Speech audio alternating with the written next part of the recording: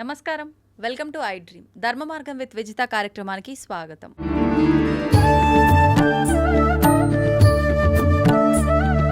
అయితే మనందరం కూడా భగవంతుడికి ఏదైనా పూజ చేసే ముందు ఏదో ఒక కోరిక కోరుకొని మొక్కులు మొక్కుకొని ఆ మొక్కులు చెల్లించడం కోసం రకరకాల రూపంలో అది డబ్బు రూపంలో కానీ బంగారం రూపంలో కానీ ఆఖరికి మన తల నీలాల రూపంలో కానీ ఇవి చెల్లిస్తాను స్వామి అని చెప్పి కోరికలు కోరుకుంటూ ఉంటాము, మొక్కులు చెల్లిస్తూ ఉంటాము. నిజంగా భగవంతుడికి మనం ఏదో ఒక రూపంలో ఏదో ఒకటి ఆయనకు ఆశ పెట్టి మనం కోరికలు కోరుకోవడం కరెక్టేనా? మనం భగవంతునితో కూడా వ్యాపారం చేస్తున్నామా? ఇలాంటి మంచి మంచి విషయాలు ఇప్పుడు గురువుగారితో మాట్లాడి తెలుసుకుందాం. ప్రస్తుతం మనతో పాటు ఉన్నారు సంతోష్ కుమార్ గణపాటి గారు. వారు ప్రవచనకర్త, ఋగ్వేద అధ్యాపకులు, ప్రముఖ ఆధ్యాత్మికవేత్త. ఇప్పుడు వారితో మాట్లాడి మరిన్ని విషయాలు తెలుసుకునే ప్రయత్నం చేద్దాం. నమస్కారం అండి. నమస్కారం అండి. మంగళం మాతో. అయితే మనం ఇందాక నేను చెప్పినట్టుగా చాలామంది భగవంతుని చాలామంది కాదు అందరూ ఇదే పని చేస్తూ ఉంటారు సాధారణంగా. వాళ్ళ దగ్గర ఉన్నా లేకపోయినా ఏదో ఒకటి భగవంతునికి మొక్కుకునేటప్పుడు అది ఒక మొక్కు అనేది ధనం రూపంలో కానీ, స్వామి నేను అనుకున్నది నెరవేరితే నీకు పలానా ధనం నీకు హుండీలో వేస్తా అని, లేదంటే బంగారం అని చెప్పి, ఆఖరికి మనం తల నీలాలు కూడా కొంతమంది మొత్తం చేయించుకుంటారు, కొంతమంది కత్తర్లు అని చెప్పి రకరకాలుగా ఆయనకి ఏదో ఒకటి చెల్లిస్తూనే ఉంటామండి. నిజంగా ఇది కరెక్ట్ పద్ధతేనా? భగవంతుడికి మనం ఏదో ఒకటి ఈ రూపంలో ఇస్తేనే ఆయన మన కోరికలు నెరవేరుస్తాడా? ఆయన అనుగ్రహం మనకు కలుగుతుందంటారా? ఇప్పుడు ముఖ్యంగానండి మొక్కు అనంటే వాగ్దానం. భగవంతుడికి మనం ఒక వాగ్దానం చేస్తూ ఉన్నాం. నేను ఇది చేస్తాను, ఇది జరిగితే ఇది చేస్తాను అని మనం చేస్తూ ఉన్నాం. ఇప్పుడు మన దగ్గర ఉన్నటువంటి డబ్బో జుట్టో ఏది ఇచ్చినా కూడా ఇదేది మనదేం కాదు, భగవంతుడిదే. ఇప్పుడు కొబ్బరికాయ మనం కొట్టామనుకోండి, అది మనది కాదు, అవును, భగవంతుడి సృష్టిలోంచి మనం తీసుకున్నాం, మళ్ళీ మనం ఆయనకి ఇస్తున్నాం. ఇందులో మనం ఇచ్చేది ఏముంది అంటే ఆయనకి మనం ఇచ్చేదే ఉంది అని మనం ఆలోచించినప్పుడు నువ్వు ఇవ్వడం మాత్రమే నిజం. ఆయనకి నేను ఇచ్చేస్తున్నాను, ఆయనకి నేను ఏదో ఉపకారం చేసేస్తున్నాను అనుకుంటే తప్పు. పురాణాల్లో ఒక వాక్యం ఉందండి, మీరు తలనీలాలు అన్నారు కాబట్టి చెప్తున్నాను. ముండనం చోపవాసశ్చ సర్వతీర్థేష్వయం విధి అంటారు. అంటే అండి ముండనం అంటే తలనీలాలు మనం తీయించుకోవడం అన్నమాట అండి, గుండు చేయించుకోవడం, దానికి ముండనము అని పేరు. ఉపవాసం ఒకటి. ఈ రెండూ కూడాను అన్ని క్షేత్రాల్లోనూ కూడా విధి అని చెప్పారు, అంటే చేయవలసింది. ఎందుకు చేయాలట? ఇవి ప్రాయశ్చిత్తం అని చెప్పారు అన్నమాట అండి. మనం చేసిన అంటే మీరు గుండు చేసుకుంటే కనుక తిరుమల కొండ మీద మీరు చేసినటువంటి అనేక పాపాలు పోతాయి. అందువల్ల మన పాపాలకి ప్రాయశ్చిత్తంగా మనం ఇది చేసుకుంటున్నాం. మనం స్వామికి సమర్పించడము, తిరుమల వెంకటాచల మహత్యంలో ఉన్నటువంటి ఆయనకి కొంత జుట్టు లేనప్పుడు ఇవ్వడం, అవన్నీ కూడా స్థల పురాణము వెంకటేశ్వర మహాత్మ్యంలో మనకు కనిపిస్తూ ఉన్నాయి. దాంతోపాటుగా మనకి ముఖ్యంగా ఇది అనేది అన్ని తీర్థక్షేత్రాల్లోనూ చేయాలి. శ్రీశైలం వెళితే శ్రీశైలంలో చేయాలి, గయ వెళితే గయలో చేయాలి, కాశీ వెళితే కాశీలో చేయాలి. పైగా అండి ఆశ్చర్యపోతారు మీరు, ఈ యొక్క ప్రాయశ్చిత్తం మక్కాలో ముస్లింలు కూడా చేస్తారు. అవునా? వాళ్లకు అనేక ఆచారాలు ఉన్నాయి. మక్కా యాత్రలో వాళ్ళకి ముఖ్యంగా 7 ఆచారాలు ఉంటాయి మక్కా యాత్రకి వెళ్ళేటటువంటి వాళ్ళు. అందులో కూడా 2 ఇవే, ముండనము ఉపవాసము. అంటే తల గుండు చేయించుకోవడము, ఉపవాసం చేయడం, ఈ 2 మక్కాలో ముస్లింలు కూడా చేస్తారు. వాళ్ళకంటే పూర్వమే ఉన్నటువంటి ధర్మం సనాతన ధర్మం కాబట్టి ఇక్కడ నుండే ఆచారం వాళ్ళకి వెళ్ళింది అని చెప్పడంలో సందేహమేం లేదు. దీంతో పాటుగా ఇంకా కొన్ని వాళ్ళకి అక్కడివే ఉన్నాయన్నమాట అండి. దానం ఒకటి ఉంది. ఇప్పుడు దానాలు మనం పుణ్యక్షేత్రాల్లో చేస్తే మహాఫలం, వాళ్ళు మక్కాలో దానం చేస్తే మహాఫలం, అది చేస్తారు. ఈ విధంగా మన నుండి వాళ్ళు తీసుకున్నారు, వాళ్ళు చేస్తున్నారు. కావున ఏదైతే తల నీలాలు సమర్పించడం అనేటటువంటిది ప్రాయశ్చిత్తము, మన పాపాలు పోగొట్టుకునేది అని దృష్టిలో పెట్టుకుని స్వామికి మనం సమర్పించుకుంటాం. ఉపవాసం కూడా ఉంటాము క్షేత్రాల్లో. అయితే మీరు అడిగినటువంటి పాయింట్కి వస్తే, మనం నువ్వు నాకు ఇది ఇస్తే నేను నీకు ఇది ఇస్తాను అనేటటువంటిది ఏంటంటే అది ఒక వ్రతం కిందకు వస్తుంది, అంతే. ఇప్పుడు నేను ఇది చేస్తాను అని భీష్మించి కూర్చుంటే మనకందరికీ తెలుసు భీష్ముడు అని, భీషణ ప్రతిజ్ఞ చేశాడు కాబట్టి అని.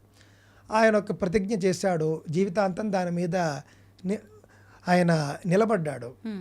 దానికి ఏమైంది? ఆయనకు గొప్ప కీర్తి లభించింది, అంటే దానికి ఆయనకి ఫలం వచ్చింది. తక్షణమే తండ్రి ఆయనకి ఇచ్ఛామరణం అనేటటువంటి ఒక వరం ఇచ్చేశాడు. ఎప్పుడు కావలస్తే అప్పుడు నువ్వు మరణాన్ని ఆహ్వానించవచ్చు అని. భారత యుద్ధంలో కూడా చివరిలో ఆయన కోరుకుంటేనే వచ్చింది మరణం, అంతే తప్ప వేరే. కావున ఈ విధంగా మనం భగవంతుడికి మొక్కుకుని దాన్ని మనం ఆచరిస్తే అదే ఒక వ్రతము అనే విషయాన్ని దృష్టిలో పెట్టుకుని ఆ వ్రతం చేయడం వల్ల మనకి ఫలం వస్తుంది. మొక్కు మీరు మొక్కుకున్నారు, మీరు తీర్చలేదు అనుకోండి, మీరు మాట తప్పారు. అంటే భగవంతుడికి సత్యవ్రతం చాలా ఇష్టం. సత్యాన్ని తప్పినట్టు అవుతుంది. మీరు భగవంతుడి వద్దే మీరు ఇచ్చిన మాట నిలబెట్టుకోకపోతే ఇంక మీరు సాధారణ ప్రజల వద్ద మీరు ఏమి నిలబెట్టుకుంటారో భగవంతుడు ఇది చూస్తాడు. సత్యనారాయణ వ్రతంలో వీళ్ళు చాలా మొక్కుకుంటారు, ఆయన చేయుడు. చేయనప్పుడు భగవంతుడు ఆగ్రహించి ఏదో శిక్షించాడు అని మనకు అందులో కనిపిస్తుంది. అంటే ఏంటంటే భగవంతుడు నన్ను పూజిస్తానని చెప్పి నువ్వు పూజించలేదు, అందుకే నీకు ఈ శిక్ష అని ఎందుకు చెబుతాడు? చెప్పడు. ఆయన పేరే సత్యనారాయణ స్వామి. సత్యం ప్రధానంగా కలిగినటువంటి భగవంతుడు. అంటే మర్చిపోయిన దాన్ని గుర్తు చేయడం కోసం మళ్ళీ ఇబ్బంది, అది ఒక మాయను సృష్టిస్తాడంతే ఆయన సత్యంలో నిలబెట్టడం కోసం. ఉదాహరణకి ఆయన వ్యాపారస్తుడు ఈ విధంగా చేస్తా అన్నాడు, మాకు సంతానం లేదు, సంతానం కలిగితే కనుక నీ వ్రతం చేస్తాను అని మొక్కుకున్నాడు. కూతురు కలిగింది, పెద్దదయింది, పెళ్ళైపోయింది, చేయలేదు వ్రతం. అది ఇచ్చిన మాట తప్పాడు ఆయన. ఆ అసత్య దోషం అది. ఇచ్చిన మాట తప్పాడు, అందుకు కోపం వచ్చింది. పాయింట్ 1. రెండవది, ఇతను ప్రజల్లో ఉండే మనిషి. వ్యాపారస్తుడు అని అంటే నిరంతరం నలుగురు వస్తారు, కొనుక్కుంటారు, ఈయన అమ్ముతాడు. భగవంతుడికి ఇచ్చిన మాటే నువ్వు నిలబెట్టుకోని వాడివి, భగవంతుడి వద్దే నువ్వు సత్యవ్రతం చేయని వాడివి, నువ్వు ప్రజలతో ఎలా ఉంటావు? ఇది ఆయన ఆలోచించాడు. ప్రజా సంబంధాలు ఉంటాయి కదా ఎక్కువగా, కావున మనం బుద్ధి చెప్పాలి అని ఆయన అనుకున్నాడు. అనుకుని ఆయన బుద్ధి చెప్పాడు, సత్య మార్గంలో పెట్టాడు. ఇచ్చిన మాట తప్పకూడదు, నిలబెట్టుకోవాలి అని. అదేవిధంగా మొక్కు కూడా అంతే. మనం భగవంతుడికి ఇచ్చిన మాట నిలబెట్టుకోవడం అదే ఒక వ్రతము. మీరు ఒక మాట ఇచ్చి ఆ మాట మీరు భగవంతుడికి ఇచ్చింది నిలబెట్టుకుంటే పెద్ద వ్రతం. మీరు సాధారణంగా మీ తోటి వాళ్ళకి ఒక మాట ఇచ్చారు, ఆ మాట మీరు నిలబెట్టుకున్నారనుకోండి, దానికి కూడా మీకు కొంత పుణ్యం ఉంటుంది. దీనికి మొక్కు అని పేరు. మనం భగవంతుడికి ఇచ్చేదేం లేదు, ఆయన మనకి ఇచ్చిందే మనం మళ్ళీ ఇస్తూ ఉన్నాము. ఇదంతా ఒక కారణం అంతే. మనం అయితే చాలా మంది మర్చిపోతుంటారండి, మొక్కుతారు, మొక్కడానికైతే ఆ ఇబ్బందుల్లో ఉన్నప్పుడు. కానీ ఇందాక మీరు చెప్పినట్టు సత్యనారాయణ స్వామి కథలో ఉన్నట్టుగా మొత్తానికి మర్చిపోతారు, అసలు ఒక మొక్కు మొక్కుకున్నామన్న ఆలోచన కూడా ఉండదు. మరి అలాంటప్పుడు అసలు మనం ఆ మొక్కు చెల్లించుకునే అవకాశమే ఉండదు కదా. ఎటువంటి మొక్కు మర్చిపోయి ఉంటాం మనం. అప్పుడు ఏమిటి అని అంటే కొన్ని అసత్యవ్రత దోషాలు, అలాంటప్పుడు మనం చేయడానికి కొన్ని అసత్య దోషం ఏదైతే ఉందో అది పోగొట్టుకోవడానికి మనం కొన్ని వ్రతాలు అని ఉన్నాయి. మనం సంవత్సరం పొడవునా మనకు వచ్చేటటువంటి పండుగల్లో చాలా వాటిలో ఇది ఉంటుంది. దీనికి కూడా మనం ఒకటి చేసుకోవచ్చు.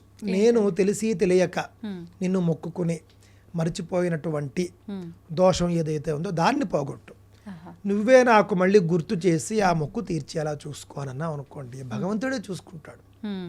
అది దోషం కాదు, మరుపు దోషం కాదు, కానీ తెలిసి ఉండి చేయకపోతేనే దోషం. ఇప్పుడు కొంతమంది పెద్దవాళ్ళు ఉంటారు, ఫర్ ఎగ్జాంపుల్ ఆ మనవళ్ళకో మనవరాలకో వివాహం చాలా ఆలస్యమైంది అనుకోండి, లేదంటే సంతానమే అనుకోండి, నా మనవడికి కనుక ఇలా జరిగితే నేను అలా చేస్తా స్వామి అని చెప్పి రకరకాలుగా మొక్కుకుంటారు పెద్దవాళ్ళు. కానీ వాళ్ళు కాలం చేస్తారు ఈ లోపే, అనుకున్నవి జరుగుతాయి. కానీ ఈ మొక్కు ఆ ముసలావిడ మొక్కింది వేరే వాళ్ళు చెల్లించొచ్చా, అప్పుడు మా అమ్మమ్మ మొక్కింది నానమ్మ మొక్కింది అనుకుంటారు. లేదు అంటే ఆ ముస్లాం పోయింది, ఏం మొక్కిందో కూడా అసలు మనకు తెలియదు, మొక్కుంటుంది కానీ ఏం మొక్కిందో. అటువంటిప్పుడు ఏం చేయాలి? అది తెలియనప్పుడు అలాంటి డౌట్ ఉంటే, మా నానమ్మ అమ్మమ్మ చాలా మొక్కులు మొక్కుకునేది, ఏ మొక్కుకుందో ఏమిటో, ఆవిడ చెల్లించిందో లేదో అనుకున్నప్పుడు దాన్ని దృష్టిలో పెట్టుకుని భగవంతుడికి చెప్పుకోవచ్చు. అవి తెలిసేలా చేయి స్వామి అనేది ఒకటి. అది కూడా అవకాశం లేకపోతే కనుక ఆవిడ మొక్కుకున్నటువంటి మొక్కులు ఏవైతే ఉన్నాయో అవి తీర్చలేకపోతే వాటికి ప్రతిఫలంగా నేను ఇది చేస్తున్నాను అని చేసుకోవచ్చు. అరుణాచల గిరి ప్రదక్షిణం కానీ, తిరుమల దర్శనంలో ఉపవాసాలు మొదలైనటువంటివి కానీ, ఇలా కొన్ని మనకు తెలిసిన వ్రతాలు దానికి ప్రాయశ్చిత్తంగా మనం చేసుకోవచ్చు. అలా చేసినప్పుడు మనకి చాలా మంచి జరుగుతుంది. సత్యనారాయణ పూజే చేసుకోవచ్చు. చేసుకుని నేను ఏమైనా మర్చిపోయినటువంటి మొక్కులు ఉంటే దానికి ప్రాయశ్చిత్తంగా ఇది చేసుకుంటూ ఉన్నాను, దయచేసి అనుగ్రహించు స్వామి అని మనం చేసుకోవచ్చు. అయితే ఇప్పుడు మనం ఎలాగో ఇందాక గుండు టాపిక్ మాట్లాడుకున్నాం కదండి. సాధారణంగా ఆడవారి విషయానికి వస్తే మనం ఆ క్షేత్రాలకు వెళ్ళినప్పుడు చాలామంది 3 కత్తర్లు అని చెప్పి మొక్కుకొని ఇస్తూ ఉంటారు. కొంతమంది ఏకంగా గుండె చేయించుకుంటారు. నిజంగా ఆడవారు గుండు చేయించుకునే విధానం ఉందంటారా? మనకి శాస్త్రం మనం చూసుకుంటే ఆడవారికి గుండు లేదండి. హ్మ్. ఇప్పుడు మగవారు నున్నగా గుండు చేయించుకుంటే ఏ ఫలమో, ఆడవారు 3 కత్తెరలు ఇస్తే అదే ఫలం వస్తుంది. హ్మ్. రెండూ సమానమే. కానీ కొంతమందికి ఒక నమ్మకం, హ్మ్. గుండు చేయించేసుకుంటే అని చెప్పేసి. అలా లేదండి, అది అపనమ్మకం, అది అపార్థం. అది హ్మ్. ఆడవారు గుండు చేయించుకోనక్కర్లేదు. మరి ఇప్పుడు ఎలాగో సుమంగళి స్త్రీలు ఎప్పుడూ జుట్టుతోనే ఉండాలి. హ్మ్. పూర్వ సువాసనీత్వం వచ్చినప్పుడు, అంటే భర్త కాలం చేసినప్పుడు ఆ యొక్క ప్రాయశ్చిత్తం ఉంటుంది తప్ప హ్మ్. అంతవరకు మాత్రం గుండు చేయించుకోకూడదు ఆడవారు. ఓకే. కొందరి ఇళ్లల్లో మాత్రం వాళ్ళ నానమ్మ అమ్మమ్మ వాళ్ళ నుండి వచ్చేస్తుంది హ్మ్. గుళ్ళు చేయించుకోవడం, వాళ్ళకి అలవాటు. పెద్ద ఆవిడ చెప్పింది కదా అని వీళ్ళు చేసేసుకుంటారు, కానీ అది చేయకుండా ఉంటే మంచిది. హ్మ్. ఆడవారు ఎప్పుడూ కూడా, సుమంగళి స్త్రీలు ఎప్పుడూ మంగళకరంగా ఉండాలి, నిండుగా ఉండాలి, జుట్టు బొట్టు పువ్వులు చీర ఇవన్నీ ఉండాలి. హ్మ్. అలా కాకుండా గుండు చేయించేసుకుంటే అది సుమంగళిత్వానికి కొంత మళ్ళీ అదేమన్నా దోషంగా మారుతుందంటారా? మరి అంతే కదండి. మళ్ళీ పూర్తిగా జుట్టు పెరిగి వాళ్ళు పువ్వులు పెట్టుకునేంత వరకు వాళ్ళకి మనం వాయనం ఇవ్వడానికి పనికిరారు. ఓ. అలాంటివి ఉంటాయి అన్నమాట అండి. జుట్టు పువ్వులు, ఇక్కడ కుంకుమ. ఇప్పుడు జుట్టు ఉందనుకోండి, మీరు ఇక్కడ కుంకుమ పెడతారు, అవును. గుండు ఉంటే ఏం పెడతారు? హ్మ్. కావున అది దోషం అవుతుంది, అంటే అది సౌభాగ్యకరం కాదు కాబట్టి అలా సౌభాగ్యకరం చేయకూడదు. కాదు, మంగళకరం కాదండి. అది మరి ఒకవేళ భర్త చనిపోయిన స్త్రీలు చేయించుకోవచ్చు అంటారా? వాళ్ళు చేయించుకోవచ్చు, ఇబ్బంది లేదండి. ఓకే. అంటే వాళ్ళకి వయసుతో సంబంధం ఏం లేదు. ఎవరైనా సరే భర్త లేని వాళ్ళు స్త్రీలు చేయించుకోవచ్చు. చేయించుకుంటే తప్పేం లేదు. ఏం లేదండి, తప్పేం ఓకే. లేదు. అయితే ఇప్పుడు ఎలాగో భగవంతుడి టాపిక్, ఆయనకు సంబంధించిన టాపికే మాట్లాడుతున్నాం కాబట్టి నాకు ఒక చిన్న డౌట్. మామూలుగా మనం ఆలయాల్లోకి క్షేత్రాల్లోకి వెళ్ళినప్పుడు భగవంతుడి దృష్టిలో అందరు సమానమే అంటారు. కానీ ఆలయాలకు క్షేత్రాలకు వెళ్ళినప్పుడు ఒక్కొక్కరిని ఒక్కొక్క రకంగా వాళ్ళ హోదాని బట్టి చూస్తుంటారు. ఏమంటారు, ఇది 500 దర్శనం అని చెప్పి, ఇది ఈ దర్శనం అని చెప్పి అలా పెట్టారు. అంటే దానికి తగ్గట్టుగా స్తోమత ఉన్నవాళ్ళు మాత్రమే వెళ్ళాలనే అది అక్కడ అర్థం. నిజంగా ఇంత తేడాలు ఉంటాయండి భగవంతుని దగ్గర కూడా? ఇది కరెక్టే అంటారా? నిజానికి భగవంతుడు మాత్రం మ్మ్. ఆయన యందు ఎవరికి ఎక్కువగా భక్తి ఉంటే ఆయనకే ఉన్నతాసనం వేస్తాడు. హ్మ్. మీకు భాగవతంలో చూస్తే కృష్ణ పరమాత్మ కుచేలుడు హ్మ్. వీళ్ళిద్దరి మధ్య ఉండే సంబంధం మనకు అర్థమవుతుంది. హ్మ్. హ్మ్. కుచేలుడు అంటే ఆయన దరిద్రుడు అని అర్థం. హ్మ్. అంటే కట్టుకోవడానికి సరైన బట్ట కూడా లేదు, హ్మ్. చిరిగిన బట్టలు మాసిన బట్టలు కట్టుకున్నవాడు ఆయన. ఆ. అలాంటి కుచేలుడు చిన్నప్పుడు, చిన్న వయస్సులో, అంటే ఇద్దరు కలిసి చదువుకున్నారు. ఓకే. కృష్ణ పరమాత్మ కుచేలుడు మ్మ్. వీళ్ళిద్దరూ ఒకే గురుకులంలో చదువుకుంటారు. చదువుకున్నప్పుడు కుచేలుడు ఒక చిన్న దోషం చేస్తాడు. అప్పుడు దానివల్ల దరిద్రుడైపోతాడు ఆయన. ఓ. అంటే ఇక్కడ ఇంకో విషయం కూడా నేను మీకు చెప్పాలి. ఆ. కృష్ణ పరమాత్మ ఎవరు? ఒక గొప్ప సామ్రాజ్యానికి ఆయన చక్రవర్తి లేదా కాబోయే చక్రవర్తి. అంటే ఆయనకి సింహాసనంలో ఆయన కూర్చోకపోయినా హ్మ్. ఆయనదే అంత. అవును. అంటే సింహాసనంలో ఆయన కూర్చోకపోయినా కూడా పవర్ అంతా ఆయనదే. హ్మ్. ఆ విధంగా అంతటి మహాశక్తిమంతుడు, మహాసంపన్నుడు ఆయన. ఈ కుచేలుడు అనేవాడికి ఏం లేదు. హ్మ్. వాళ్ళ నాన్నగారు వాళ్ళు కూడా ఏదో సాదాసీదా, అంత కడు బీదలు వాళ్ళు. హా. వీళ్ళిద్దరూ కలిసి ఒకే గురుకులంలో చదువుకున్నారు. హ్మ్. ఇది మనకి పురాతన కాలంలో సర్వసాధారణం. మ్మ్. వీళ్ళిద్దరూ ఒకే చోట చదువుకున్నారు. గురువుగారు ఇంట్లోనే వీళ్ళు హ్మ్. గురు సేవ చేస్తూ వీళ్ళు చదువుకుంటుండేవారు. ఓకే. గురువుగారి భార్య వీళ్ళకి పనులు చెబుతూ ఉండేది. హ్మ్. అప్పుడు ఒకరోజు కృష్ణ పరమాత్మని అలాగే కుచేలుడిని పిలిచి, ఈరోజు వంటకి పుల్లలు తీసుకురండి అయ్యా అని చెప్పి పంపించింది. హా. వీళ్ళిద్దరూ వంట చెరకు అంటాం మనం, హ్మ్. అది తీసుకురావడానికి వీళ్ళు అడవిలోకి వెళ్ళారు. ఆ. వెళ్ళేప్పుడు ఒకవేళ ఆలస్యం అవుతుందేమో అని ఆవిడ, గురువుగారి భార్య తల్లి వంటిది కాబట్టి, హ్మ్. కొన్ని అటుకులు ఒక గుడ్డలో కట్టి, మీకు ఆకలిస్తే ఇది తినండి నాన్న అని ఇచ్చి పంపించింది. హ్మ్. అదేమో కుచేలుడి దగ్గర ఉంది అది. మ్మ్. ఇద్దరు వెళ్ళారు, మొత్తం కట్టెలు అది అయింది, కొంచెం బాగా ఆలస్యం అయిపోయింది. హ్మ్. కృష్ణ పరమాత్మకి ఆకలేసి తినడానికి ఇమ్మంటే ఈయన అటుకులు అయిపోయాయి లేవని చెప్పాడు. ఉండి కూడా. ఆహా. దానివల్ల దరిద్రుడైపోయాడు ఆయన. అంటే చూడండి, చిన్న మాటతో ఎంత అబద్ధం ఒక. ఇదైపోతున్నాను. ఆ. అబద్ధం ఉండి లేదని చెప్పావు నువ్వు. అవును. ఇప్పుడు ఎవరైనా ఇంటికి భిక్షాటనకు వచ్చారనుకోండి, లేదు వెళ్ళిపో అని చెప్పకూడదు మనం. అంటే నిజంగా లేకుండా పోతుంది. అలా కాకుండా చేతిలో ఏదో ఒక ఇది ఉందనుకోండి, చేయి ఖాళీ లేదని చెప్పచ్చు. తప్పేముంది? ఇప్పుడు వచ్చిన వాళ్ళల్లో జెన్యూన్ వాళ్ళకి అవసరం ఉందనుకోండి, నిజంగా కష్టపడుతున్న వాళ్ళైతే మనం వాళ్ళకి ఉన్న పనినైనా ఆపుకుని మనం దానం చేయాలి. పదో పరకో మనం దానం చేయాలి. ఈ మధ్యకాలంలో కొంచెం అలాంటి వాళ్ళు తక్కువగా ఉన్నారు. అన్నీ ఉండి కూడా ఇది ఒక వృత్తిగా చేసుకుని వచ్చేవాళ్ళు ఉన్నారు కొంతమంది. అలాంటి వాళ్ళు వచ్చినప్పుడు మనం ఏం లేదు అని చెప్పకుండా, చిల్లర లేదు అని కూడా చెప్పకుండా, చెయ్యి ఖాళీ లేదు అంటే చేతిలో ఏదైనా ఒక వస్తువుని పెట్టుకుని చెయ్యి ఖాళీ లేదు అని చెప్పడం మంచిదండి. చేతిలో ఏదైనా పెట్టుకుని చెయ్యి ఖాళీ లేదు అని చెప్పడం ద్వారా మనం కొంచెం అనర్హులకి మనం దానం చేయకుండా మనం తప్పించుకోవచ్చు. అపాత్ర దానం కూడా పనికిరాదు కాబట్టి. ఇంకా సరే, ఇప్పుడు విషయానికి వచ్చేస్తే నాటి రోజుల్లో కృష్ణ పరమాత్మ, కుచేలుడు వాళ్ళిద్దరూ కూడా కలిసి చదువుకున్నారు. ఆ విధంగా ఆయన లేదని చెప్పడం, దరిద్రుడైపోవడం ఇదంతా కూడా మనకి జరిగింది. మళ్ళీ సంవత్సరాలు గిర్రున తిరిగాయి. ఇద్దరు కూడా గురుకులాల్లో చదివేసుకున్నారు, బయటకు వచ్చేసారు, ఎవరి పదవుల్లోకి వాళ్ళు వెళ్ళిపోయారు. ఆయన మహాశక్తిశాలి, ఆయన ఒక రాజ్యాల్లో పవర్ఫుల్ పర్సన్గా ఉన్నారు కృష్ణ పరమాత్మ. కుచేలుడు ఆయన యొక్క పేద జీవనం ఆయన జీవిస్తూ ఉన్నాడు. చాలా సంవత్సరాలు గడిచిపోయాయి. ఈయన చాలా బిజీగా ఉన్నాడు. ఈయన మీకు తెలియదు ఏముంది, రాక్షసుల్ని చంపడం, పాండవులను ఉద్ధరించడం ఇదంతా కూడా ఈయన పని. ఈ సందర్భంలో ఒకరోజు కుచేలుడు ఈయన దర్శనానికి వచ్చాడు. కృష్ణ దర్శనం కోసం వచ్చాడు. పూర్వకాలంలో రాజుల్ని చూడడానికి వెళ్ళినా కూడా రాజ దర్శనం అనే అనేవారు. మనం ఇప్పుడు భగవంతుడిని దర్శించడానికి వెళ్తాం, తిరుమల దర్శనానికి వెళుతున్నానండి. అదేవిధంగా కృష్ణ దర్శనానికి వచ్చాడు కుచేలుడు. కడు బీదవాడు, ₹1 లేదు ఆయన దగ్గర. ఆయన కూడా ఎందుకు వచ్చాడు అనుకుంటున్నారు?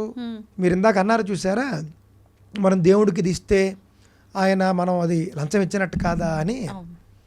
మనం దేవుడికి ఇది ఇస్తే అది లంచం ఇచ్చినట్టు కాదా, దేవుడితో వ్యాపారం కాదా అని అడిగారు. కుచేలుడు ఎందుకు వచ్చాడంటే, భార్యాభర్త ఇద్దరు కూడా మాట్లాడుకున్నారు, కడు బేదరికంలో ఉన్నారు.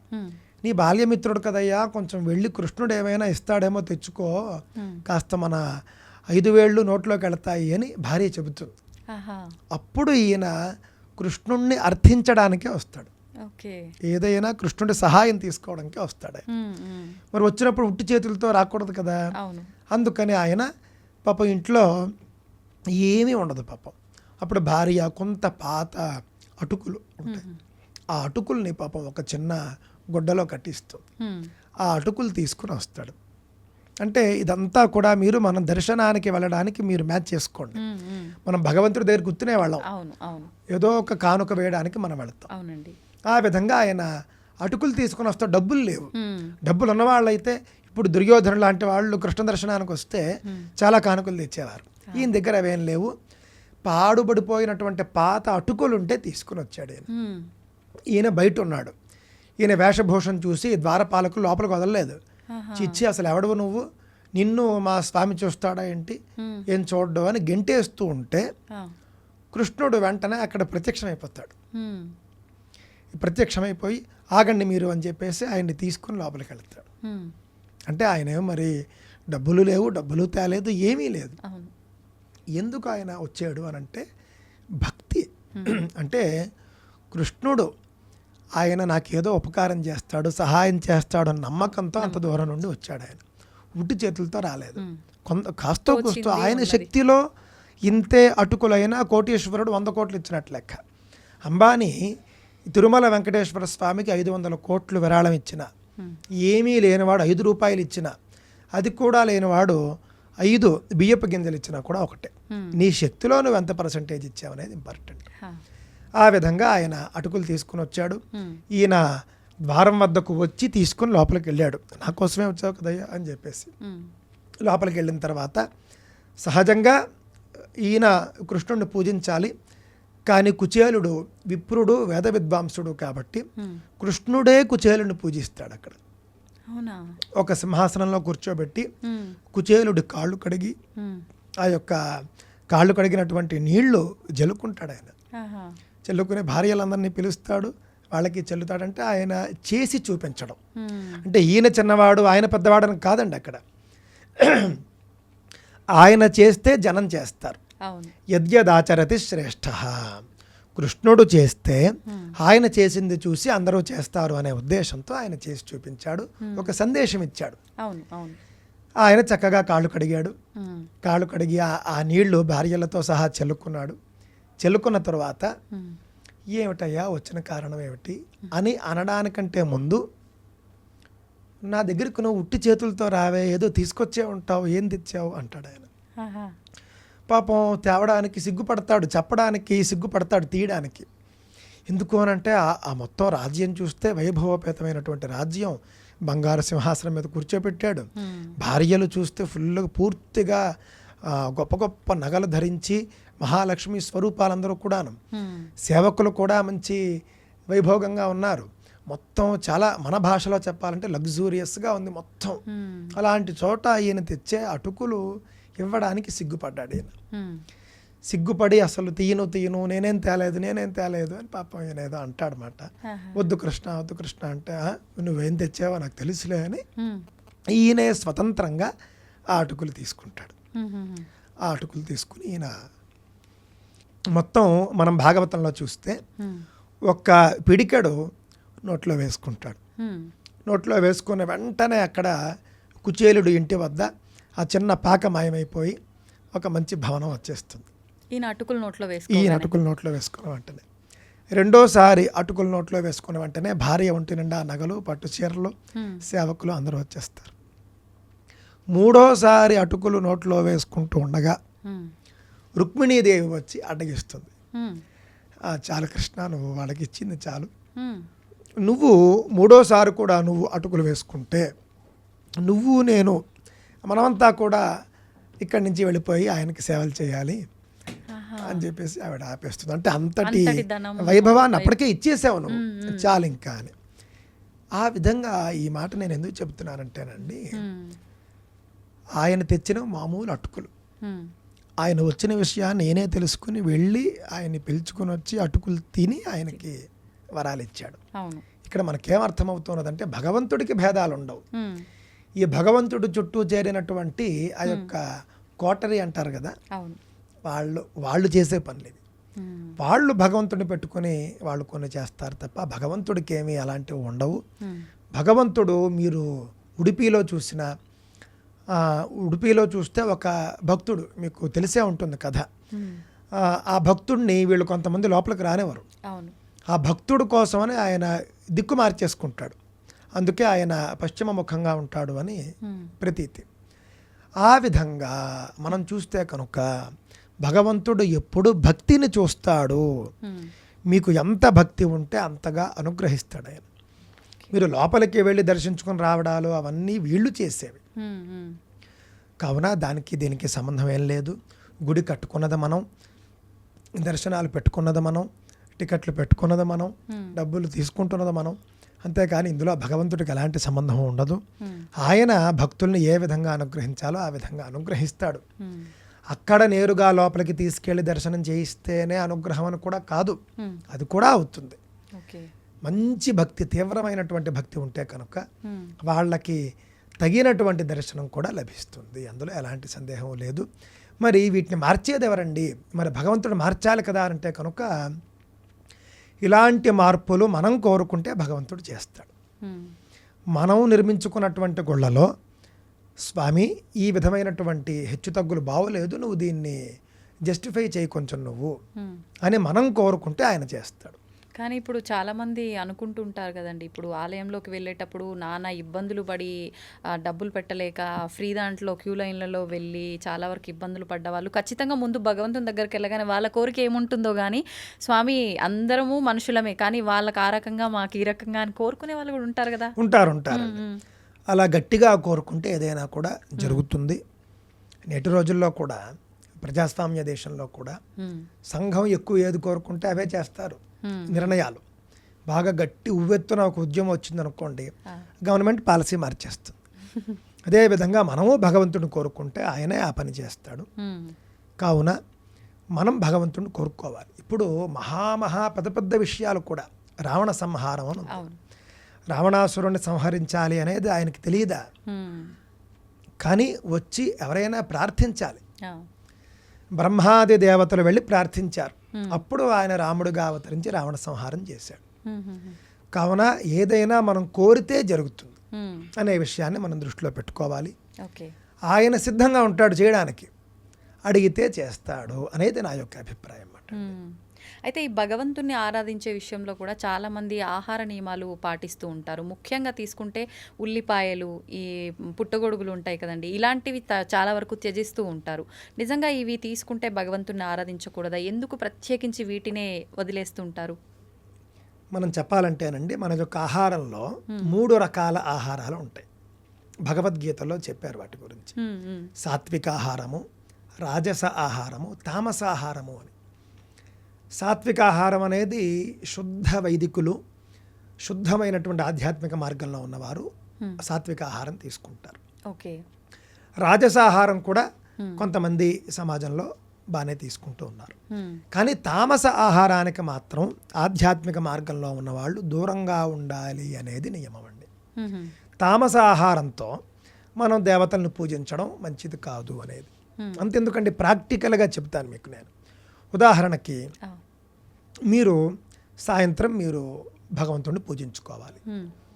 మీరు మధ్యాహ్నం శుభ్రంగా మీరు ఉల్లిపాయలు వేసుకుని మీరు భోజనం చేశారు. పచ్చి ఉల్లిపాయని మీరు ఆవకాయలో మీరు నంచుకుని తిన్నారు. భోజనం చేసిన తర్వాత నుంచి మీకు ఆవలింతలు వస్తూ ఉంటాయి, మీకు మత్తుగా అయిపోతారు, మీకు నిద్ర వచ్చే పరిస్థితి ఉంటుంది. ఆ సిచ్యువేషన్లో దేవుణ్ణి ఏం పూజిస్తారు? తామస ఆహారం యొక్క లక్షణం మత్తుగా ఉండడం ఒకటి, అలాగే త్రేన్పులు రావడం ఒకటి, అదేవిధంగా మీకు ఆసక్తి లేకపోవడం, కొంచెం ఏదో డ్రౌజీగా ఉండడం అంటారు, ఆ విధంగా ఉండడం, అనవసరమైనటువంటి వాయువులు శరీరం నుండి బయటకు రావడం, ఈ విధంగా కొంత అసౌకర్యం అనేటటువంటిది బాగా ఉంటుంది తామసాహారం తీసుకున్నప్పుడు. కావున మనం దేవతా పూజల్లో తామసాహారాన్ని విడిచిపెడితే మంచిది. ఉల్లిపాయ గురించి అడిగారు కాబట్టి చెబుతాను నేను. ఉల్లిపాయ ఎందుకు తినకూడదు అంటేనండి, ఒక ఆవిడ పాపం పెద్ద ఆవిడే, ఎందుకో కొంచెం వేరే విధంగా ఆవిడ చెప్పుకుని వచ్చింది. అది పక్కన పెడితే ఉల్లిపాయ తామసాహారం కాబట్టి తినకూడదు. ఉల్లిపాయ మీరు తిన్న వెంటనే మీ నోరు ఎంత వాసన వస్తుంది. మీరు సంస్కృత నిఘంటువులు చూస్తే ఉల్లిపాయకు కొన్ని ప్రత్యామ్నాయ పేర్లు, అంటే వాటికి ఇంకా చాలా మారుపేర్లు ఉంటాయి కదా. ఉల్లిపాయకు అనేక మారుపేర్లలో ముఖ దుర్గంధి అనే పేరు కూడా ఉంది. అంటే ఉల్లిపాయ రోజు తినేవాడు దగ్గరికి మీరు వెళ్ళారనుకోండి, ఒక రకమైనటువంటి వాసన వస్తుంది. అంటే ఆ విధంగా ఉల్లిపాయ మనలో ఒక బ్యాడ్ స్మెల్ని తెచ్చేస్తుంది. కావున అది కూడా ఒకటి.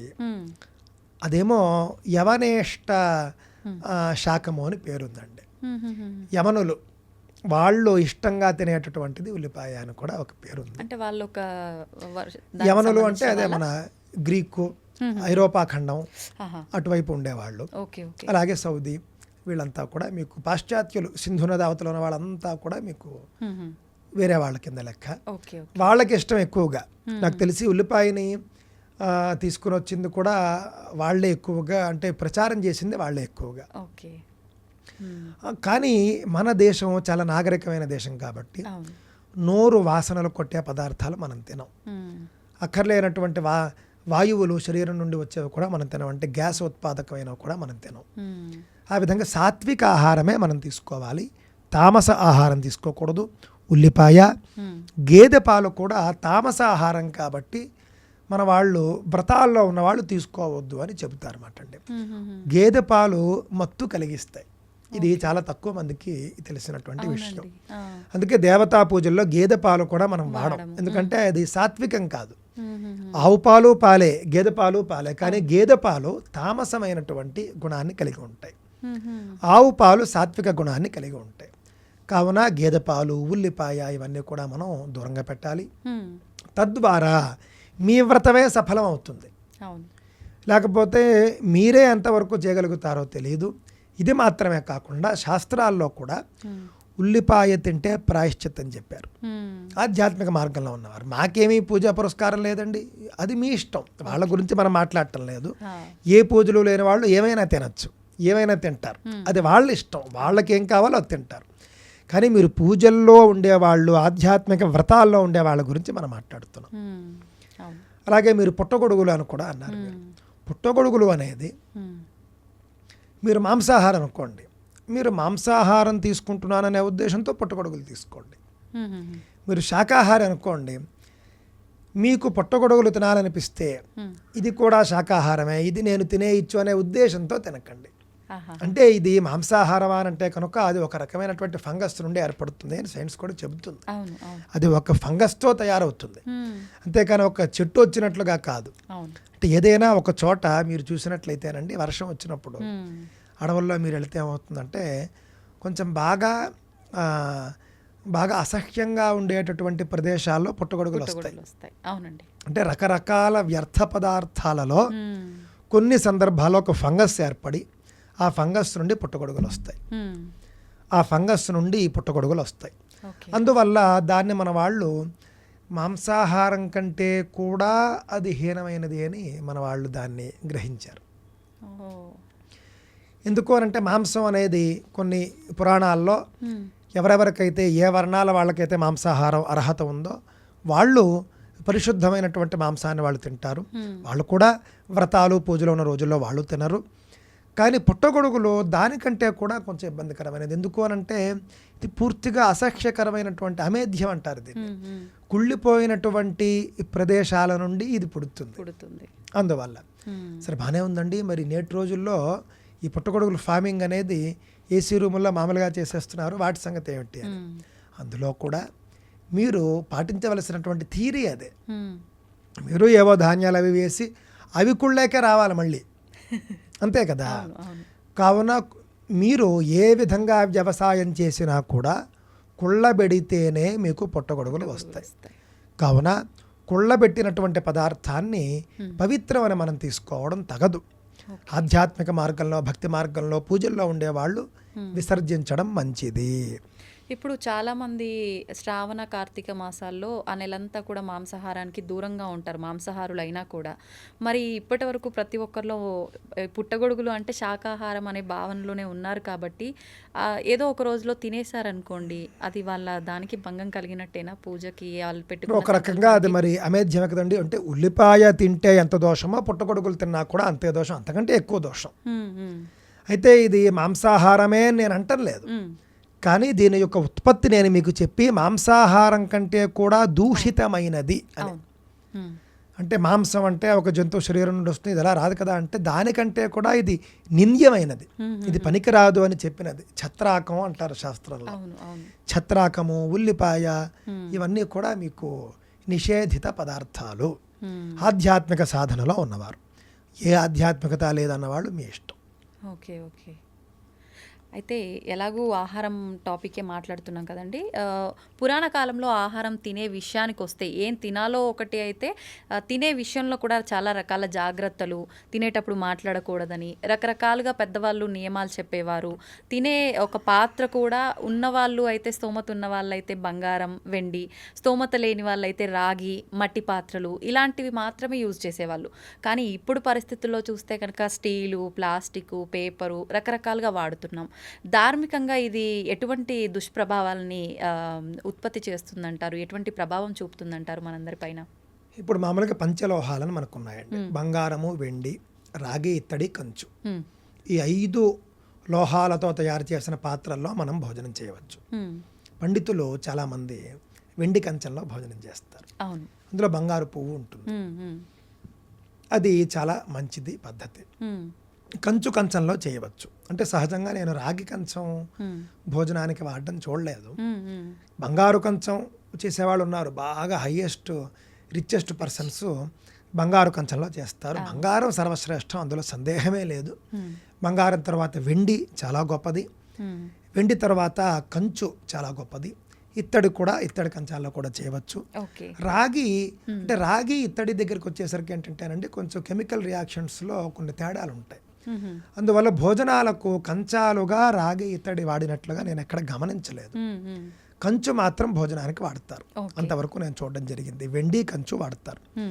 ఇవి కూడా లేవు, ఇంకా అనేక కంచాలు చెప్పారు. అందులో కొంతమంది, అందరూ కాదు కానండి, యోగులు, సన్యాసులు వాళ్ళు చెక్క కంచంలో తినడం నేను చూశాను. చెక్కతో తయారు చేసిన కంచాలు వాళ్ళకు ఉంటాయి, అందులో తింటారు. మట్టి కంచాల్లో కూడా మీరు తినచ్చు. కానీ దురదృష్టవశాత్తు నేటి రోజుల్లో మట్టి కంచాలు కాస్ట్లీ అయిపోయాయి. అవునండి. అది కూడా సంపన్నులు తినేటటువంటిది అయిపోయింది. కావున మీరు ఏం చేయొచ్చండి, చక్కగా మీరు ఆకులో తినవచ్చు. ఆకులు ఉన్నాయి కదా, మరి స్టీల్ కంచంలో తింటే ఏమిటి దోషము అని అంటే కనుక అది ఇనుము కిందకు వస్తుంది. దురదృష్టవశాత్తు మన వద్ద ఇనుము వాడకం ఎక్కువ అయిపోతుంది. అంత మంచిది కాదు. ఇనుముకి మనం దూరంగా ఉండడం మంచిది. స్టీలు ఇనుము దాదాపుగా ఒకటే, జాతి ఒకటే. ఇందులో నేను చూసినప్పుడు అల్యూమినియం అసలు పనికిరాదు. అల్యూమినియం అనేటటువంటిది బ్రిటిష్ వాళ్ళ పాలనా కాలంలో ఖైదీల యొక్క శక్తిని, బలాన్ని తగ్గించడం కోసం అల్యూమినియం పాత్రల్లో వాళ్ళకి ఇచ్చేవారు. అంటే జైల్లో ఉన్నంతకాలము కూడా వాళ్ళని బలహీనుల్ని చేసి అప్పుడు వదిలినా కూడా ఇంకా పర్వాలేదు అనే ఉద్దేశంతో భారతీయుల్ని శక్తిహీనుల్ని చేయడానికి ఇచ్చినటువంటి పాత్ర అల్యూమినియం పాత్ర. దాన్ని మనం నేడు నెత్తిన పెట్టుకుని మనం దాన్ని వాడుతూ ఉన్నామండి. అల్యూమినియం అసలే పనికిరాదు. స్టీల్ కూడా మంచిది కాదు. చాలామంది ఏమంటారంటేనండి, మీరు ఇన్ని చెబుతున్నారు, మాకు ఇంక వేరే మార్గం ఏముంది, స్టీల్ అయితే చీప్ కదా అని చాలామంది అనుకుంటారు. కానీ అండి, స్టీలు కంచం ఒక 100 రూపాయలు ఉందనుకోండి, 200 రూపాయలు ఉందనుకోండి, కంచు కంచం మీకు 1000 రూపాయలు ఉంటుంది. స్టీల్ కంచం మీరు ఎంతకాలం వాడతారు, కంచు కంచం ఎంతకాలం వాడతారు, లైఫ్ చూడండి. నాణ్యత ఎక్కువగా ఉంటుంది. మీరు కంచు కంచం మీరు 100 ఏళ్ళు వాడచ్చు, 100 సంవత్సరాలు వస్తుంది మీకు. అంటే 3 తరాలు వాడచ్చు. బోర్ కొడుతుంది కదండి, వెంటనే బోర్ కొడుతుంది. కానీ కంచులో ఇంకొక మంచి లక్షణం ఉందండి. ఏంటండి? కంచు కంచంలో మీరు భోజనం చేస్తే సౌందర్యం పెరుగుతుంది అని శాస్త్రం చెబుతోంది. ఇలా చెప్పండి. ఇది ఇప్పుడు పెళ్లి కానటువంటి కుర్రాళ్ళు వాళ్ళంతా కూడా తెలుసుకోవాలి. అంటే పెళ్ళైనటువంటి వాళ్ళు అంటే ముఖ్యంగా, మళ్ళీ దానికి వేరే నియమం ఉంది కానీ సరే అది పక్కన పెడితే, కంచు కంచంలో తింటే సౌందర్యం కలుగుతుంది, అందం పెరుగుతుంది. అందువల్లనైనా కంచు కంచంలో భోజనం చేయండి అని నేను చెబుతాను. ఆకుల్లో తింటే అద్భుతమైనటువంటి ఫలాలు. విస్తరాకుంది, అరిటాకుంది, మోదుగాకుంది. తెలంగాణలో మోదుగాకులు బాగా పండిస్తారు. వరంగల్ అటువైపు వెళ్ళిపోతే మొత్తం మోదుగు చెట్లు పంట. ఏమి పుణ్యం చేసుకుందో ఈ భూమి అనిపిస్తుంది. బ్రహ్మవృక్షం అని పేరు మోదుగు చెట్లకు. అలాంటి మోదుగు చెట్లు వేలల్లో పెంచుతున్నారు, వ్యవసాయం చేస్తున్నారు. గొప్ప పుణ్యం అండి అది. బ్రహ్మవృక్షము అని పేరు దానికి, పలాశ వృక్షం అంటారు. కావున మోదుగాకులో భోజనం చేస్తే మేధాశక్తి పెరుగుతుంది. మోదుగ విస్తరాకులో భోజనం చేస్తే ఏకాగ్రత పెరుగుతుంది. చదువుకునేటటువంటి విద్యార్థులు మోదుగ విస్తరాకులో భోజనం చేస్తే కనుక తరచుగా మీకు చక్కగా బ్రెయిన్ చాలా షార్ప్ అవుతుంది అని నేను చెప్పదలుచుకున్నానండి. మోదుగాకు రూపాయో 2 ఉంటుంది. నెలకి మీరు 60 రూపాయలు 70 రూపాయల ఖర్చు చేస్తే మీకు రోజు వచ్చేస్తుంది. మాకు మోదుగ విస్తరాకులు దొరక్క మేము బాధపడుతూ ఉంటాం. ఇక్కడ తెలంగాణలో మోదుగ విస్తరాకుల పరిశ్రమలు బాగా ఉన్నాయి. కావున మోదుగ విస్తరాకులు వాడండి. అరిటాకులు వాడినా బాగుంటుంది. రోజుకు రూపాయి. అరిటాకు కూడా 1 రూపాయే కదండి ఉన్నది. లేదా కంచు కొంచెం ఒక్కసారి తీసుకుంటే మీరు 20 ఏళ్ళు వాడచ్చు. ఇప్పుడు దొరుకుతున్నాయండి కంచు పాత్రలు ఎక్కువగా? మీ కంచు కంచాలు ఉంటున్నాయండి. మా ఇంట్లో కంచు కంచాలు ఉన్నాయి. 900, 1000 అలా ఉంది దాని యొక్క ధర. ఓన్లీ తినడానికేనా, వండడానికి కూడా ఉపయోగిస్తారు? వండడానికి కంచు గిన్నెలు ఉపయోగిస్తారండి. అందులో చారు పెడతారు. కొంచెం కేరళ అటువైపు మన గోదావరి జిల్లాల్లో కూడా కంచు గిన్నెలో చారు పెడతారు. ఇలా కొన్ని వంటకు కూడా వాడతారు, అన్నం వండుతారు. కావున అజ్జరం అని ఉందండి మనకి, మన పశ్చిమ గోదావరి, తూర్పు గోదావరి. ఆ అజ్జరంలో కంచు పాత్రలు, ఇత్తడి పాత్రలు ఇవన్నీ అమ్ముతారు తయారు చేసి. ఊరంతా అదే పరిశ్రమ ఉంటుంది. చక్కగా వెళ్ళి కావలసినవి తెచ్చుకుని, మన వాళ్ళు అంటారు కానండి, ఉదాహరణ ఒకటి చెప్తాను మీకు. ఏదైనా ఒక పెద్ద స్టార్ హీరో, పెద్ద స్టార్ డైరెక్టర్ తీసినటువంటి సినిమా చూడడానికి వెళ్తారు. ఒక టికెట్ కనీసం 300 ఉంటుంది. కుటుంబం అంతా వెళితే 1200. అది ఒక్కసారి మానేసి కుటుంబ యజమానికి కనీసం పోని ఒక కంచం కొనిస్తే 25 ఏళ్ళు తింటాడు దాన్ని. 4 సినిమాలు మానేస్తే 4 కంచాలు. ఆ విధంగా మనం అనుకోవాలే కానీ ఏమైనా చేయగలం. ఒక ఖర్చు తగ్గించుకుని ఒకటి మనం చేసుకుంటే సరిపోతుంది. ఓకే. అయితే ఇప్పుడు స్టీల్ వాడడం వల్ల ఎలాంటి దోషం వస్తుందంటారు? అంటే స్టీలు అనేటటువంటిదండి, ఇనుము అని ఇందాకే చెప్పాను నేను. ఇనుము అనేది ఎప్పుడూ కూడా ఆ ఇనుము పాత్రలో తినడం అనేది మనకు అంత ఆరోగ్యకరం కాదు శాస్త్రపరంగా. ఓకే. ఓకే. మీరు గమనించి చూస్తే నేను మీకు ఒక విషయం చెప్తాను. హ్మ్. కోవిడ్ రోజుల్లో అమెరికాలో ఏం చేశారంటేనండి, ఆసుపత్రుల్లో హ్మ్. ఇనప మంచాలు ఉంటాయి కదా మామూలుగా. అవును. ఇనుము వైరస్ని, బ్యాక్టీరియాని వీటన్నిటిని ఎక్కువగా స్ప్రెడ్ చేస్తుంది అని వాళ్ళు గుర్తించి కోవిడ్ రోజుల్లో ఆ! ఇనప మంచాలు తీసేసి కాపర్ అంటే రాగి మంచాలు పెట్టడానికి ప్రయత్నం చేశారు అని పత్రికల్లో వచ్చింది. హ్మ్. అంటే ఇనుము సంబంధమైనటువంటి లోహాలు బ్యాక్టీరియాని ఎక్కువగా స్ప్రెడ్ చేస్తాయి, ఓకే. ఎక్కువగా వాటిలోకి లాక్కుంటాయి. హుహు. అందువల్ల అంత మంచిది కాదు, రోగకరం అని శాస్త్రాలు చెబుతున్నాయి, సైన్స్ కూడా చెబుతున్నట్లుగా మనకు అర్థమవుతూ ఉన్నది. అదే మీరు రాగి, వెండి, కంచు వాటికి సంబంధించి గూగుల్లో చూడండి. ఏదో నా మాట అని కాదు, వాటికి ఉండేటటువంటిదంటే 24 గంటల లోపల హ్మ్. మనం వేసే పదార్థం అంటే ముఖ్యంగా రాగిలో మనం నీళ్లు పోస్తాం, అవునండి. నీళ్ళలో ఉన్న బ్యాక్టీరియానే చంపేస్తోంది రాగి. హ్మ్. హ్మ్. వెండి ఏదైనా ఒక వస్తువు ఎక్కువ కాలం పాటు హ్మ్. స్వచ్ఛంగా పరిశుద్ధంగా ఉంచేది వెండి. దానికి సంబంధించి ఒక ఇతిహాసం అంటే ఒక హిస్టరీ కూడా ఉంది. ఆహా! బ్రిటిష్ వాళ్ళ పాలనా కాలంలో ఒక కాశీ మహారాజే అనుకుంటాను, హ్మ్. ఆయన్ని వాళ్ళు లండన్కి పిలిచారు. హ్మ్. ఈయన అక్కడికి వెళ్ళాలి, ఏదో సన్మానంకో దేనికో పిలిచారు, హ్మ్. ఈయన అక్కడికి వెళ్ళాలి. ఆ రాజుకి ఒక నియమం ఉందండి, ఆయన భారతీయ నీళ్లు తప్ప ఇంకో నీళ్లు తాగడు. ఆహా! నేను లండన్ వెళ్తాను కానీ లండన్ నీళ్లు తాగను అని ఆయన యొక్క ఇది. ఆ! మహారాజు కదా, అవును. ఆయన కోసం ఏం ఏర్పాట్లు చేశారంటే కొన్ని పడవల నిండా గంగా నీళ్లు నింపేశారు. హ్మ్.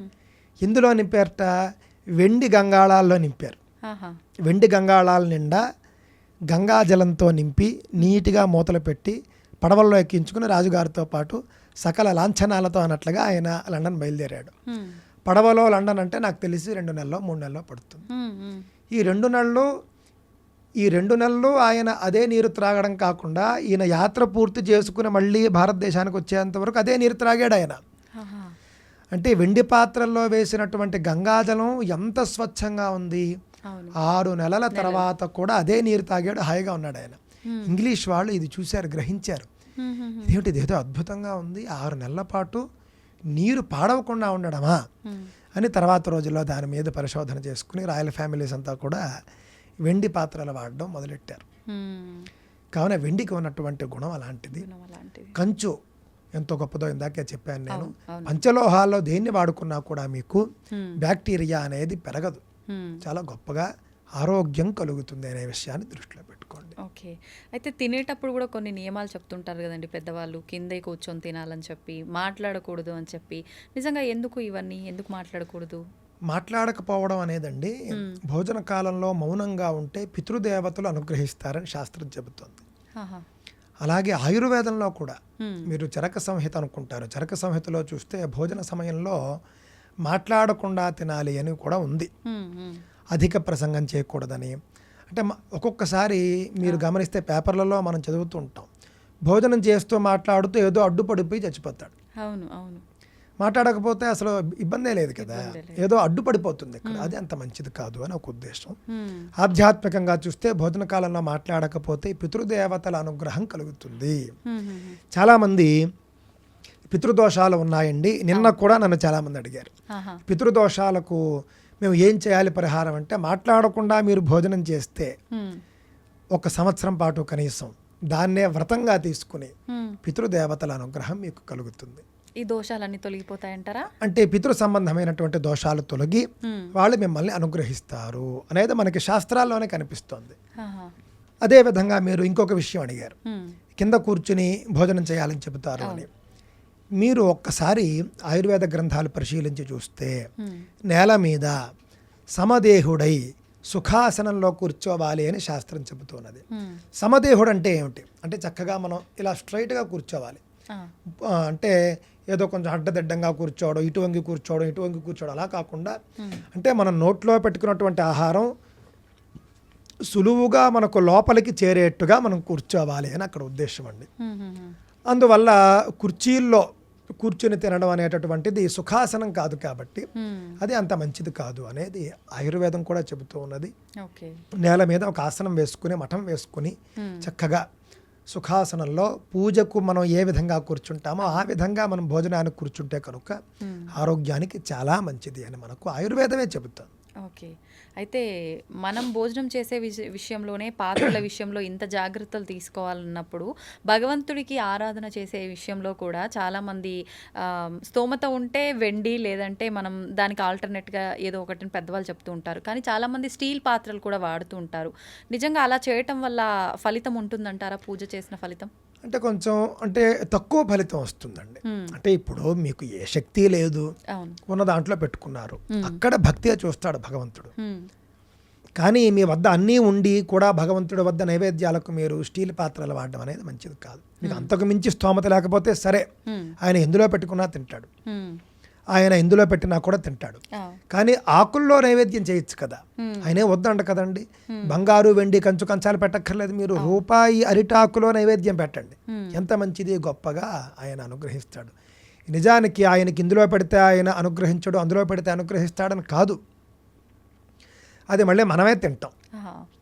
కావున ఆరోగ్యకరమైనటువంటి పాత్రల్లో మనం భగవంతుడికి నైవేద్యం చేసి తింటే మనకే మంచిది అని మనకు కనిపిస్తోంది. మీ భక్తి ప్రధానం, మీకు ఏది అందుబాటులో ఉంటే ఆ పాత్రలోనే భగవంతుడికి నైవేద్యం చేయవచ్చు. కానీ శక్తి ఉన్నవారు మాత్రం ఈ విధంగా చేయండి అనేది నా యొక్క అభిప్రాయం అండి. ఓకే.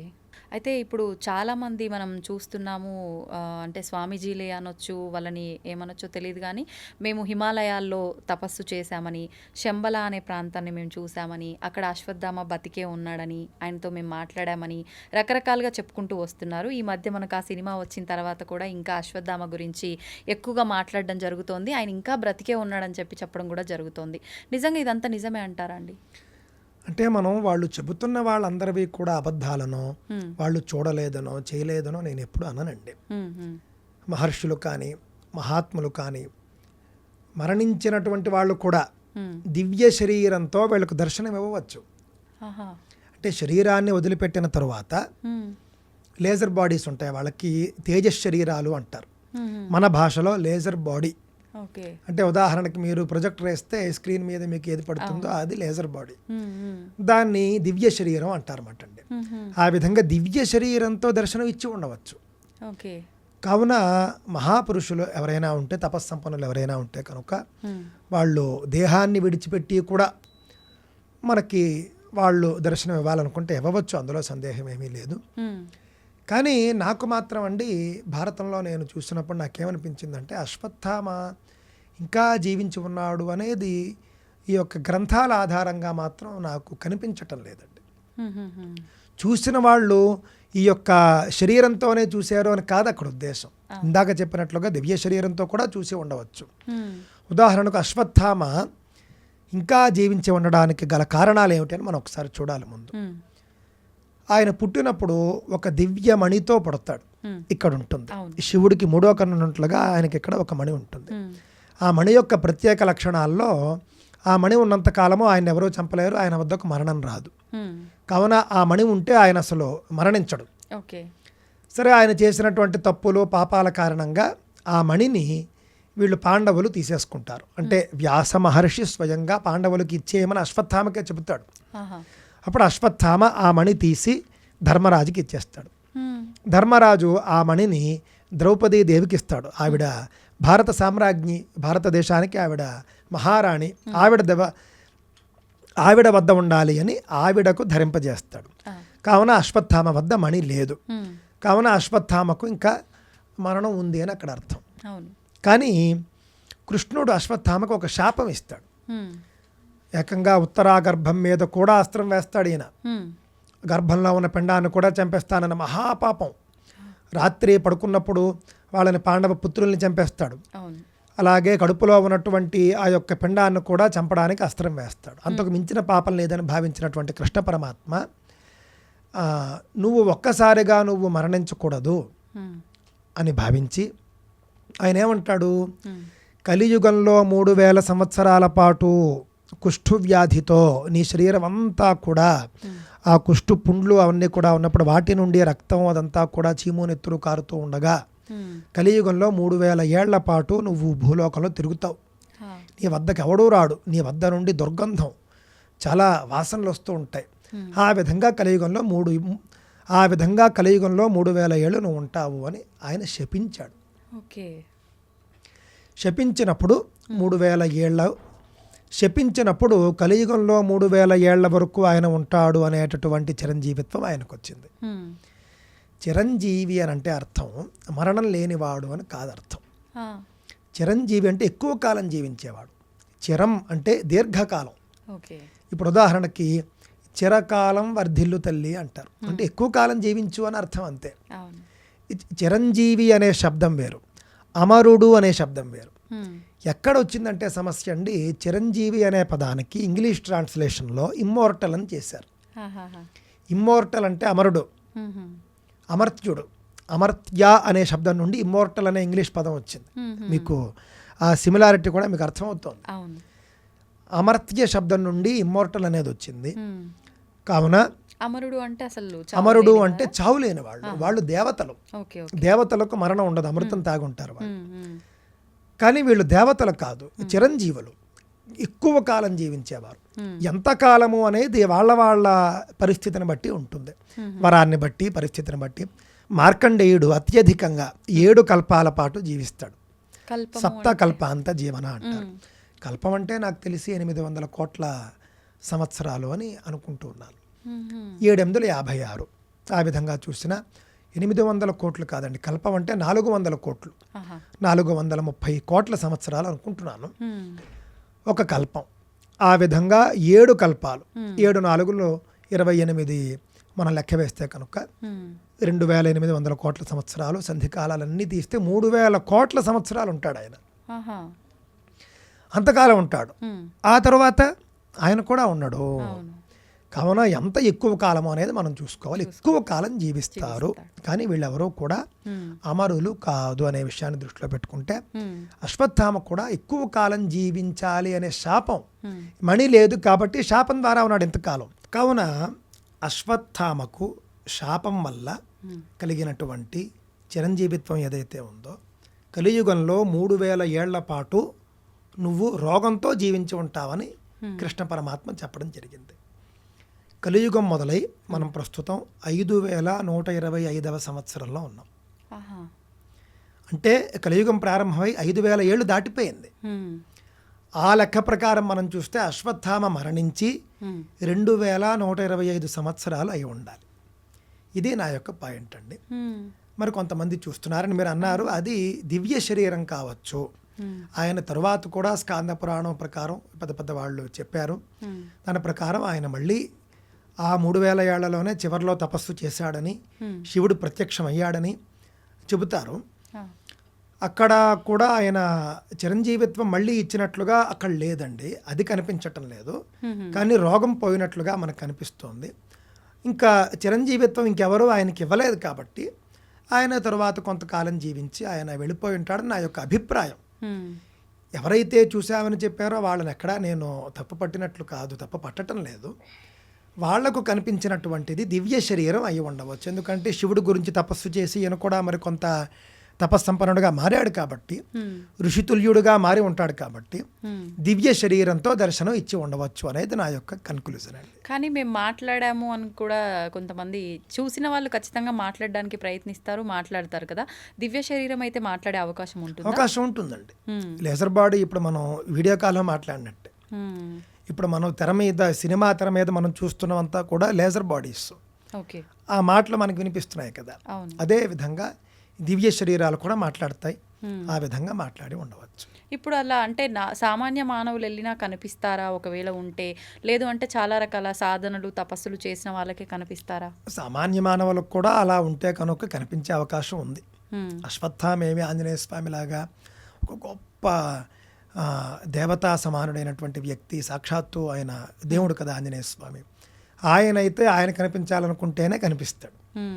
వీళ్ళు అశ్వత్థామ మొదలైన వాళ్ళు సామాన్యులుగా మనకు కనిపిస్తున్నారు. అంటే కొన్ని తప్పులు చేశారు, వాళ్ళు గొప్ప పనులు చాలా చేశారు, కొన్ని తప్పులు చేశారు. వారి యొక్క మంచి చెడు నిర్ణయించే శక్తి మనకేం లేదు. అయినప్పటికీ కూడా కనిపించే అవకాశం ఉంది. ఎవరికైనా వాళ్ళు కనిపించవచ్చు, వాళ్ళకేమీ పెద్దగా ఇది లేదు. ఓకే. అయితే ఇప్పుడు శాపం ఉంది అని అంటే శాపం నుంచి విముక్తి పొందుతుంటారు. ఆయనకు విముక్తి పొందడం అనేది అంటే ఇంకా డైరెక్ట్ చావేనా? అంటే శాప విముక్తే ఆయనకి శివ పూజ వల్ల కలిగినట్లుగాను, ఆయన రోగంతో ఆయన తిరిగాడు కాబట్టి ఆ రోగం నుండి ఆయన విముక్తుడు అవ్వడం వల్ల శాప విముక్తి. అవును. మణి లేదు కాబట్టి ఇంకా ఆయనకి మరి చిరజీవిత్వం లేదు. ఈ శరీరం ఒకవేళ ముసలివాడైపోతే ఆయన కూడా పోతాడు అంతే. ఆ విధంగా నా యొక్క అభిప్రాయం. మొత్తానికైతే మీరు కూడా ఒక క్వశ్చన్ మార్క్లో పెట్టేశారనమాట ఇప్పుడు అందరినీ. అశ్వత్థామ బతికే ఉన్నాడు అని నమ్మే వాళ్ళకి మీరు చెప్పిన ఆధారాలను బట్టి బతికి ఉండడేమో అనిపిస్తోంది. అసలు నిజంగా ఏంటనేది ఇంకా భగవంతుడికే తెలియాలి. చూద్దామండి. ఇంకా ఈ వీడియోకి వచ్చే కామెంట్లు, అవును, స్పందనలు, చర్చల్ని బట్టి మళ్ళీ మనం తదుపరి కూర్చున్నప్పుడు తప్పక చర్చిద్దాం. తప్పకుండా అండి. సంతోషం అండి. చాలా మంచి విషయాలు, చాలా చక్కగా అద్భుతమైన వివరణ ఇచ్చారు. ధన్యవాదాలు. స్వస్తి, మంగళం మహత్.